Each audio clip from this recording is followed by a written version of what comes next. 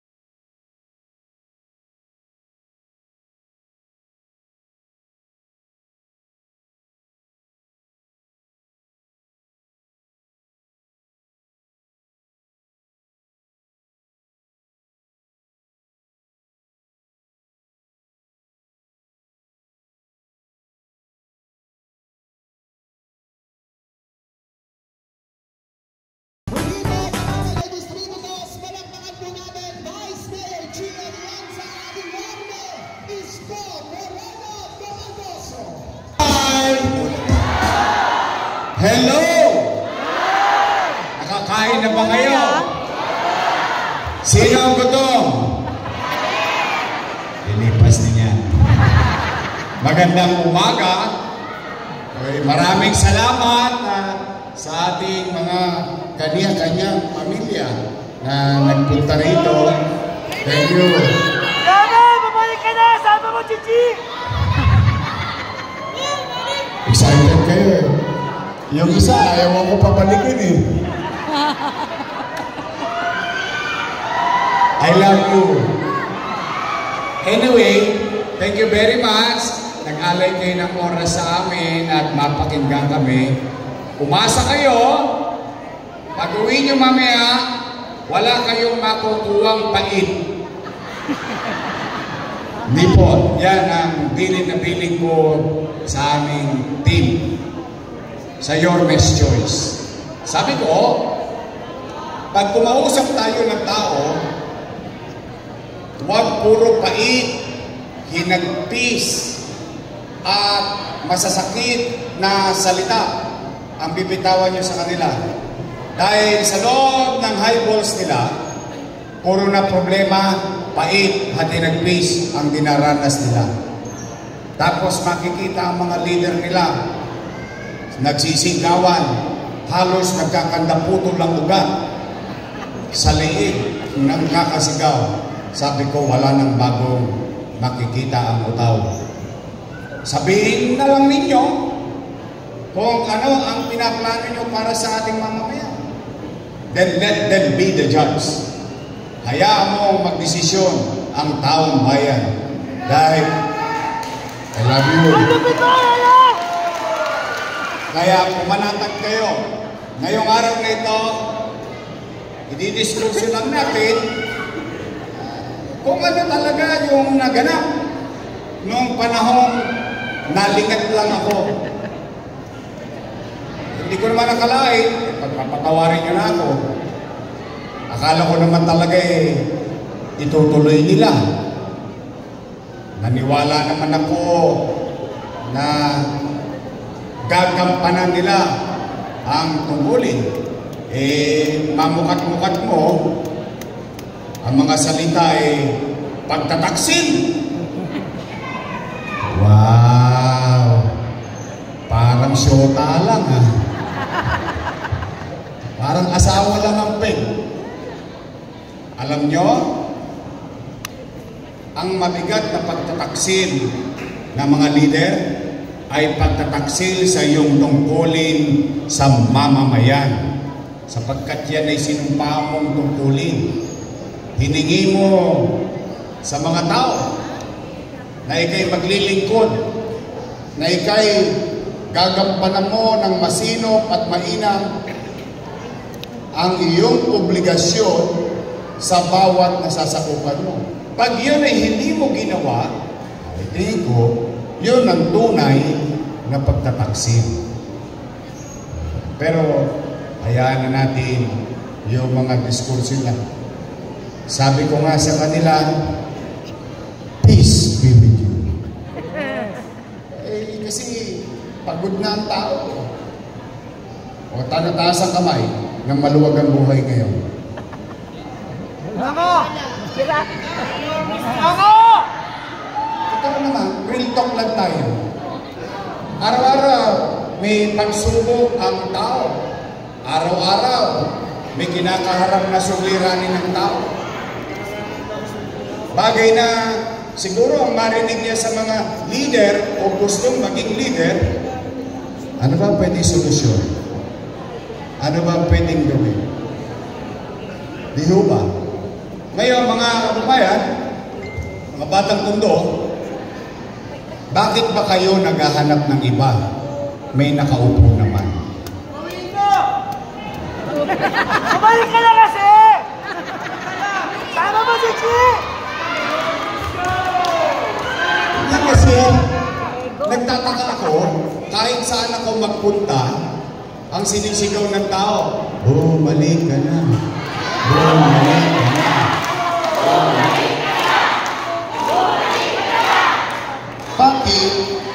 Bakit naghahanap ang tao ng iba may nakasalukuyang nakaupo naman.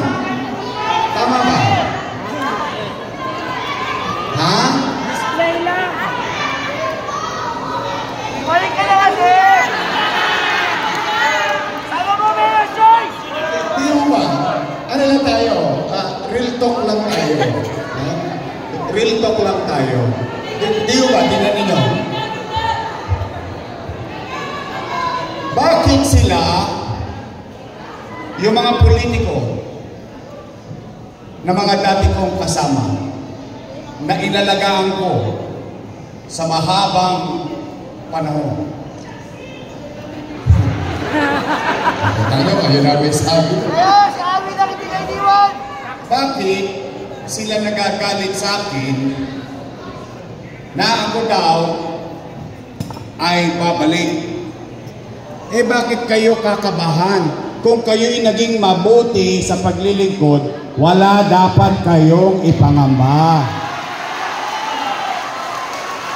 Kahit sino pang Poncio Pilato yung babalik, kung ikay naging mabuti, hindi yan papansinin ng utao.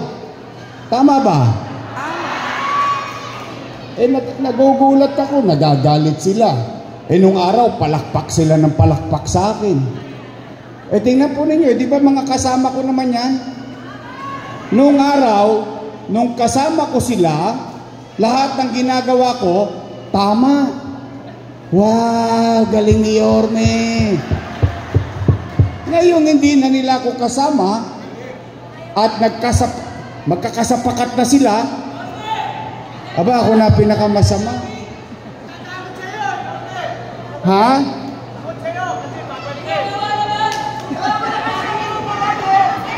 Kaya nga po, kaya ako nagtataka. Ngayon, mga kababayan, kayo na testigong buhay, kung ako'y nagkamali, eh kayo mismo maghuhusga. Tama ba? Hindi yung mga politikong kasapakat lang. Tama ba? Bakit sila, ang sinasabi nila, wala nang babalik!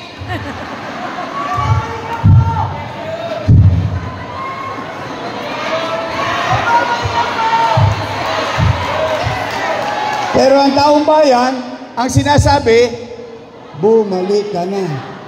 Bumalik ka. There must be something wrong. Meron sigurong pagkukulang. Meron sigurong pagkakamali. Ay, tingnan natin ha. Unang-una, bakit ako hindi magtatampo? Tingnan ninyo ha, kayo po umusga kung tama po ako. Kasi nakapagganito na po kami ng ilang buwan. Nila Congressman Carlo Lopez. Nakaikot na kami. Pinipilit kong dinggin ang sigaw ng mamamayan. Kasi gusto kong magdesisyon ayon sa hinaing ng taong bayan. Hindi sa kapritsyo ng kapwa ko, politiko lamang. Una, taas ang kamay ng mga senior citizen. Yan ang pinaka-spoiled sa Maynila.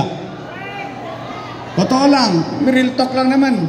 First time in history na alagaan ang senior citizen sa panahon natin. Dati ang hinihingi lang sa akin na senior citizen noong 2019, alam nyo nilalambing lang sa mga anak na nandito ha. Alam nyo nilalambing lang na senior citizen? Vice pa ako noon eh. Vice, baka naman po pwede, pag nanalo kang mayor, pwede ba yung katulad sa Makati, kahit man lang cake, pag birthday namin, meron kami? Walang ibang hiningi sa akin na senior citizen. Cake lang. Oh, nangyari. Dati-rati, ganyan yung cake.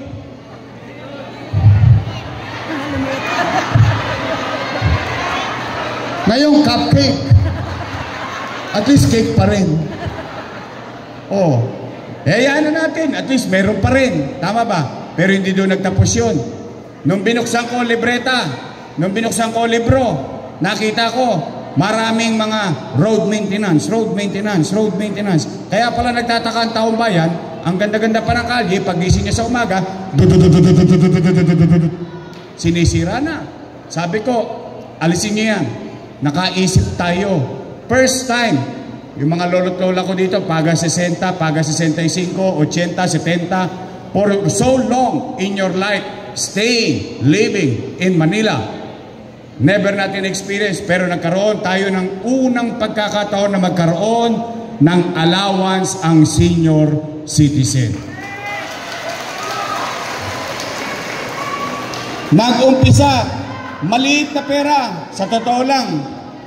Malinganda, maliit na pera lang yan, 500. Pero, sa panahon natin, mayaman, middle class, mahirap, may sakit o wala, botante, hindi, lahat pantay-pantay. Tama, mali?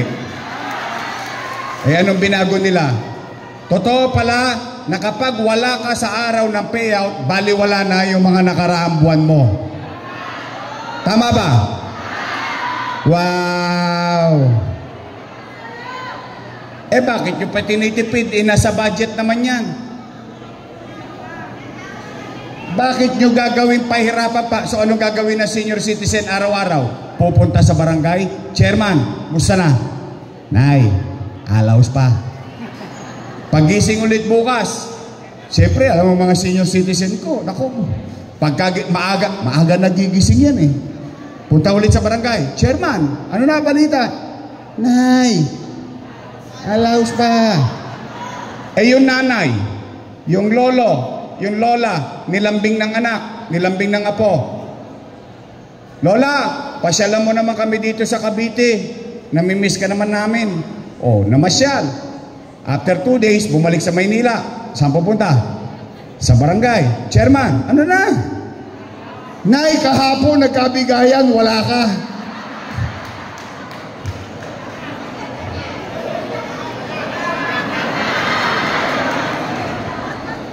Ano daw? Forfeited. Tapos totoo pala na kapag hindi ka na botante, tanggal ka na. Totoo ba yun? Oh. Eto ha. Mga anak, yung mga anak dito ng senior citizen. Sige, mag-real talk tayo. Ano mararamdaman ninyo yung nanay nyo, tatay nyo, lolo nyo, lola nyo, nakahirati sa karamdaman? For 6 years, buhay pa, humihinga pa. Kaya lang hindi nakaboto ng 2 beses. Ano mangyayari? Wala na sa listahan. Tama, mali? Komo ba wala nang pakinabang sa boto? Wala na rin pakinabang sa gobyerno? O ano mararamdaman ninyo? Eh yung patay nga, pinapaboto ninyo. Yung buhay, ayaw nyo bigyan ng provecho. Tama ba? Tama. Oh, unang pangarap na uuwiin ninyo. Huwag kayong mag-alala. Mga lolo't lola ko, pagbalik ninyo sa kanya-kanyang barangay, sabihin ninyo sa kanila, sa inyong kapitbahay, kamag-anak, kakilala, kaibigan, kaklase, kumpare, kumare, sabihin nyo sa kanila, may awa ang Diyos. Sa tulong nyo, pagbalik natin, ibabalik natin yung dating sistema ng allowance ng senior citizen. Maglulubi-lubi ulit tayo. Ano pong ibig sabihin? Hindi mo nakuha ng Enero. Hindi mo nakuha hanggang Nobyembre. Disyembre, 6 na bulig ka. Tama, mali? Alam niyo na may lubi-lubi. Enero, Pebrero, Marso, Abril, Mayo, Junyo, Hulyo, Agosto. Ibig sabihin, wala present, may sakit o malusog, nakuha, hindi nakuha sa dulo para ka lang nag-impok sa bangko. Ganun naman nung iniwan ko yun eh. Tama ba? Ganun naman dati. Kaya panatag yung loob ng mga matatanda eh. Hindi kailangan magdali-dali sa barangay eh. Kasi alam niya, makukuha niya. Yan yung una. Pangalawa, totoo ba na kapag magpapacheck up ka sa health center, kailangan pa mag-online? Wow!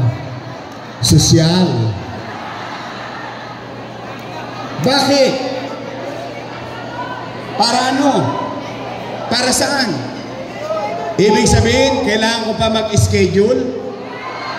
Ibig sabihin, kailangan ko kausapin ng sarili ko, hoy, huwag kang magkasakit kasi wala kang schedule. Tama ba? O, kita mo si Lola. Sabi niya, totoo. O, pangalawa, pahirap sa tao yan eh. Tingnan mo. Ito, real talk. Yan ang pinagkaiba ng leader na hindi nauunawaan ang buhay ng isang maging mahirap. Sa isang mahirap, bawat piso mahalaga. Bakit? Unang-una, wala namang ganyan nung araw, nung panahon ko, ang health center, 1-2. 1 to sawa. Wagas ka pumunta anytime na gusto mo. Tama mali? Hindi ka pa nga sigurado kung may gamot o wala, pero pinagpapakasakali mo sarili mo eh. Tama ba? Eh ngayon, mamaproblema ka pa. O ano ang unang problema? Ano ang unang kailangan? Load. Ano? May yan ba? Wala? Meron. Yan ba ka? Tosgas ka. Ang pangalawang kailangan mo? Cellphone. Libre ba cellphone? Tosgas ka.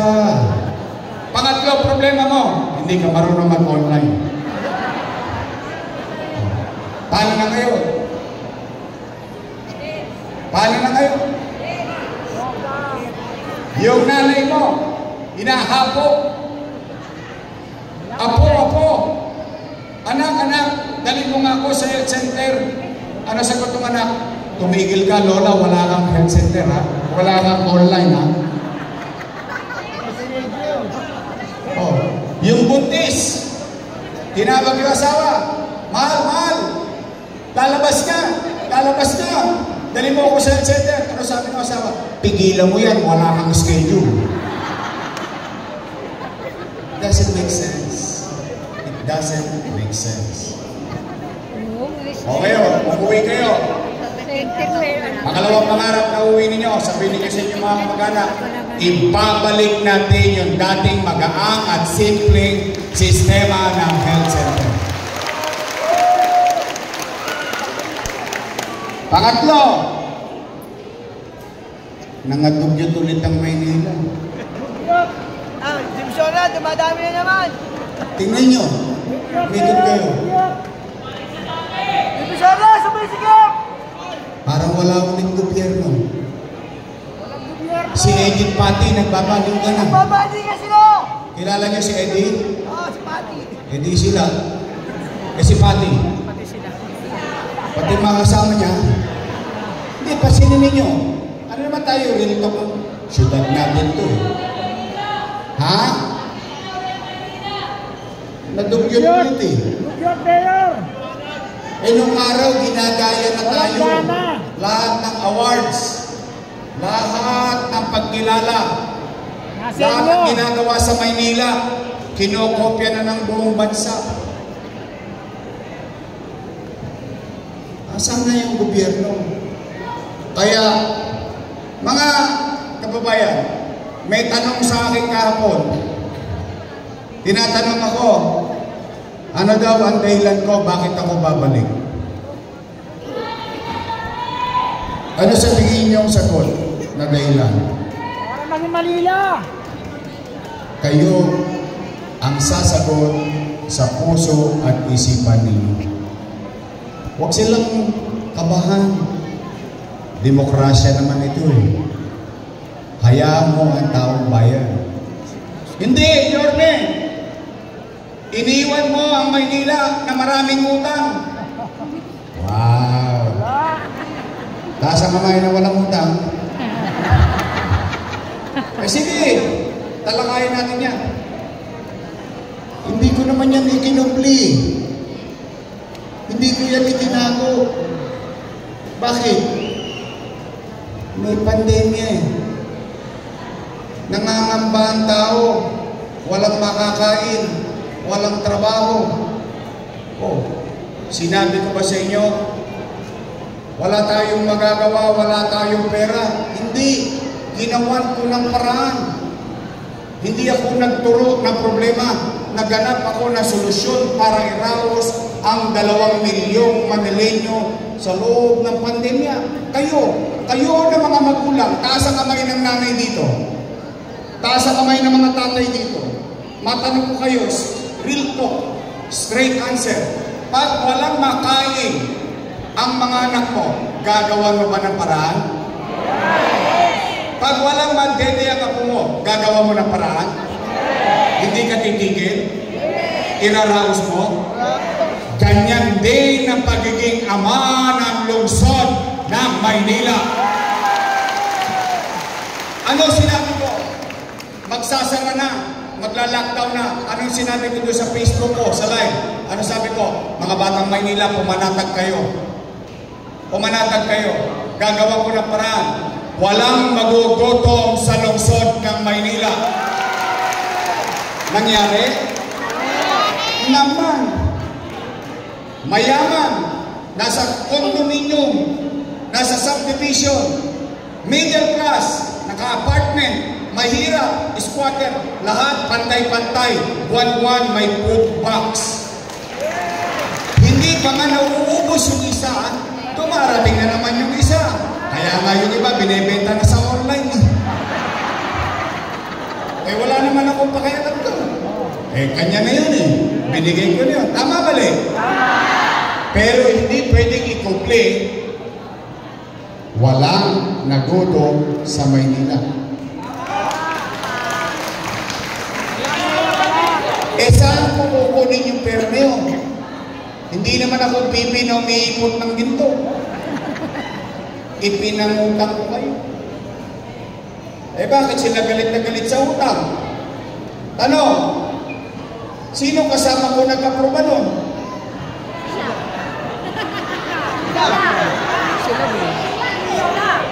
Di ba kasama ko sila nag-aproba nun?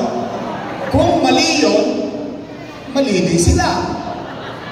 Kung masama yun, masama din sila. Wow!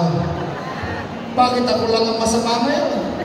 O ngayon, nanggagalain sila sa utang, eh obligasyon naman nila yan. Hiningi nila sa tao yan, na maging mayor sila, na panindigan nila yung responsibilidad. Puro sila utang, umalis sila dyan, ako magbabayad.